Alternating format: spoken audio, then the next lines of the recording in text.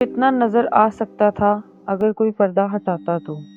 और खिड़की के आगे हमने खासा मोटा कंबल नुमा पर्दा लगाया हुआ था, बल्कि एक बहुत पुराना कंबल था जो नाकाबिले इस्तेमाल था। उसको हम लोगों ने खिड़की के आगे लगा दिया था, जिससे ठंडी हवा अंदर नहीं आएगी। जो ही पर्दा हिला, मुझे ऐसा लगा जैसे किसी ने पर्दा उठाया है, और ये भी महसूस हुआ कि अंदर कमरे में कोई झांका है। मैं एकदम चौंक गई। जो ही मैंने गौर करके देखा, मैं बिल्कुल खिड़की के सामने लेटी हुई थी। मैंने अपना रुख खिड़की की तरफ किया। मेरा आधा चेहरा कंबल में था और आंखें बाहर।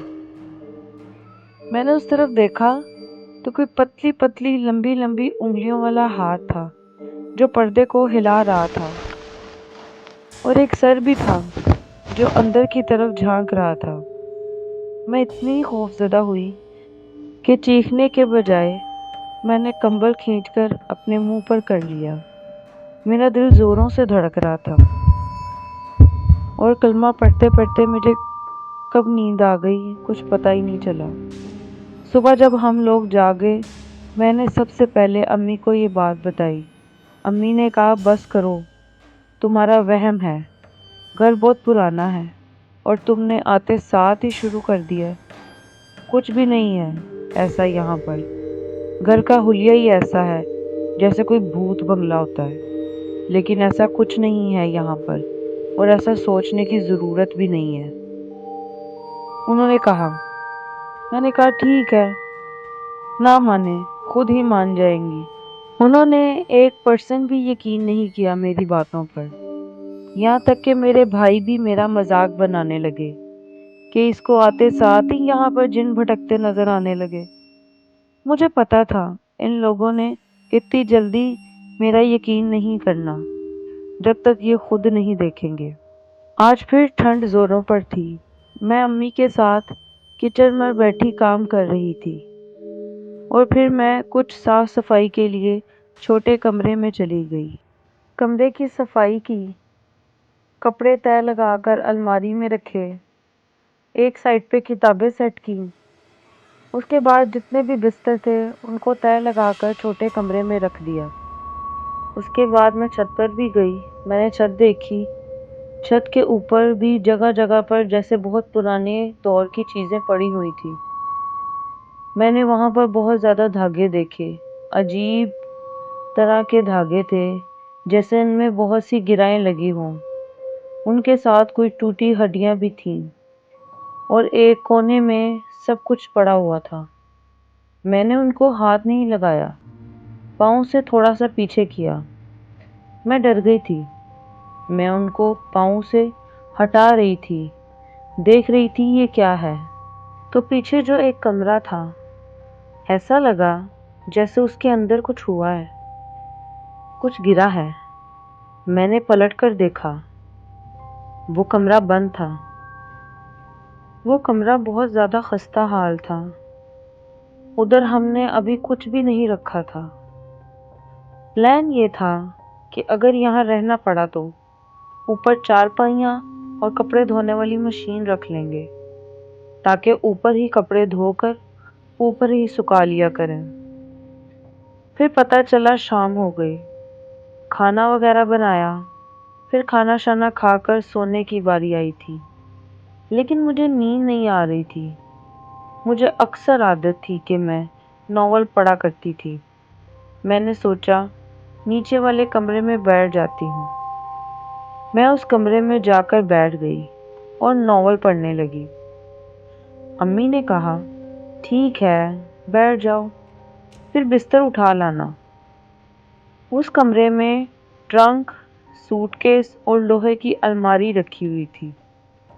हैरत की बात यह थी कि वहाँ ठंड नहीं थी। उस कमरे का टेम्परेचर मुख्तलिफ था।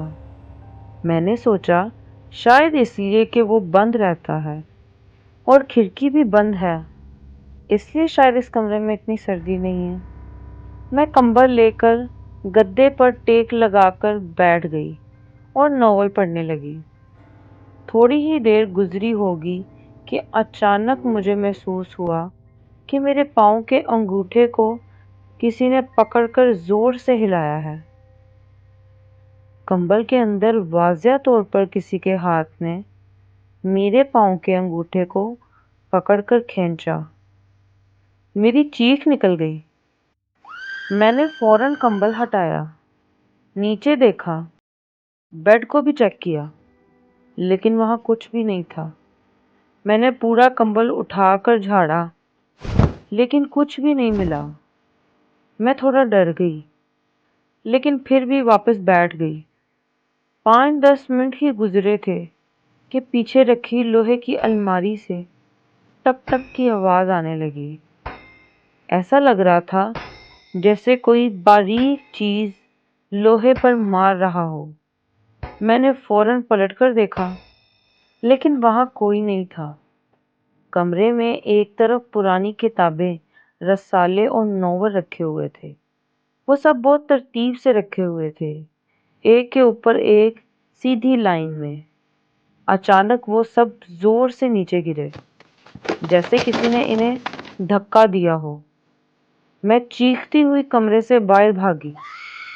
میں نے سب کو بتایا، اس کمرے میں کچھ ہے، لیکن کسی نے سنجیدگی سے نہیں لیا۔ اس وقت تقریباً 12:30 بج رہے تھے۔ امی نے کہا، چلو سو جاتے ہیں۔ پھر امی خود اس کمرے میں گئیں کہ کمبل اور رسالے اٹھا لائیں۔ اچانک ایک زوردار چیخ گونجی اور ہم سب بھاگتے ہوئے اندر گئے۔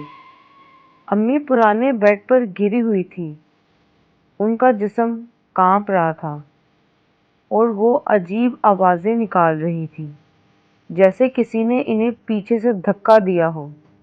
وہ بہت مشکل سے سانس لے رہی تھی۔ ہم سب نے جلدی سے انہیں اٹھایا اور پانی پلایا۔ امی کی حالت ایسی تھی جیسے وہ بہت زیادہ خوف میں ہوں۔ ابو بار بار پوچھ رہے تھے، کیا ہوا؟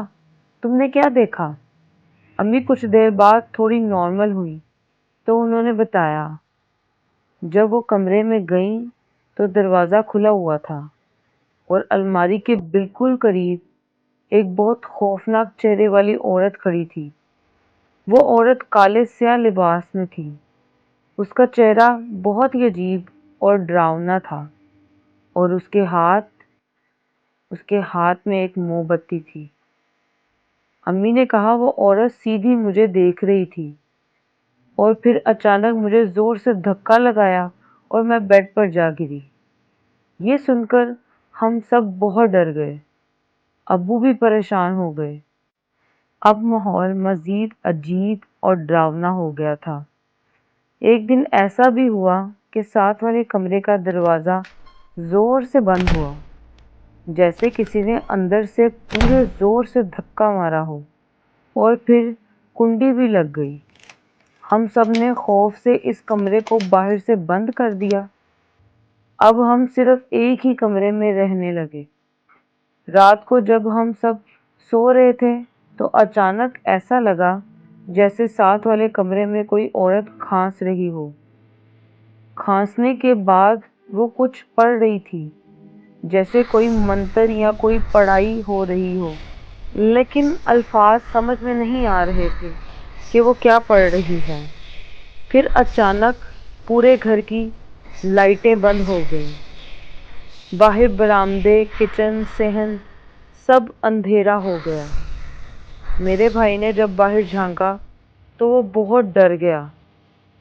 اس نے کہا، باہر 3 موم بتیاں جل رہی ہیں، سیڑھیوں پر، اور کوئی عورت وہاں بیٹھی ہوئی ہے۔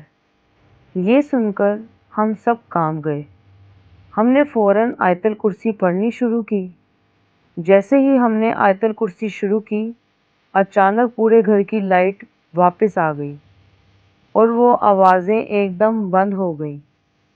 لیکن ہم میں سے کوئی بھی اس رات نہیں سویا۔ صبح تک سب ڈرے ہوئے بیٹھے رہے۔ اگلے دن مجھے بھی تیز بخار ہو گیا۔ ابو باہر گئے اور اپنے ایک دوست کو بلایا جو ان چیزوں کے بارے میں جانتا تھا۔ وہ انکل جب آئے تو انہوں نے گھر کو دیکھ کر کہا، یہاں بہت سخت مخلوق ہے اور بہت زیادہ کالا جادو ہوا ہے۔ میں نے انہیں چھت کے بارے میں بتایا۔ انہوں نے چھت دیکھی تو وہاں دھاگے گرے ہیں اور کچھ ہڈیاں بھی دیکھی۔ انہوں نے کہا یہ کسی بہت پرانی جادوگرنی کا گھر ہے۔ پھر انہوں نے بتایا کہ اس گھر میں ایک عورت رہتی تھی جو کالا جادو کرتی تھی۔ وہ رات کو چھت پر بیٹھ کر عمل کرتی تھی، پورا گھر بند کر دیتی تھی اور دور دور سے لوگ اس کے پاس آتے تھے۔ لیکن ایک رات اس کے ساتھ کچھ بہت برا ہوا اور اس کی موت ہو گئی۔ اس کے بعد وہ گھر خالی ہو گیا، لیکن خالی ہونے کے باوجود بھی یہاں چیزیں ختم نہیں ہوئیں۔ لوگ کہتے تھے کہ رات کو یہاں چیخیں سنائی دیتی ہیں اور موم بتی کی روشنی نظر آتی ہے۔ یہ سب سن کر ہم بہت زیادہ ڈر گئے۔ اب ہمیں سمجھ آ گیا تھا کہ ہم کس جگہ رہ رہے تھے۔ ابو نے فیصلہ کیا کہ ہمیں یہ گھر چھوڑنا ہی ہوگا۔ بہت مشکل سے ہمیں لاہور کے ایک اور علاقے میں گھر ملا۔ ہم نے فوراً وہاں شفٹ کیا، لیکن وہ چند دن بہت خوفناک تھے۔ رات کو ہمیں اپنے ہی کمرے میں رہنا پڑتا تھا اور بعض اوقات ایسا لگتا تھا جیسے کوئی ہمارے ساتھ کمرے کے باہر چل رہا ہے۔ لیکن ہم نے ہر رات آیت الکرسی اور قرآن پاک کے ذریعے خود کو محفوظ رکھا۔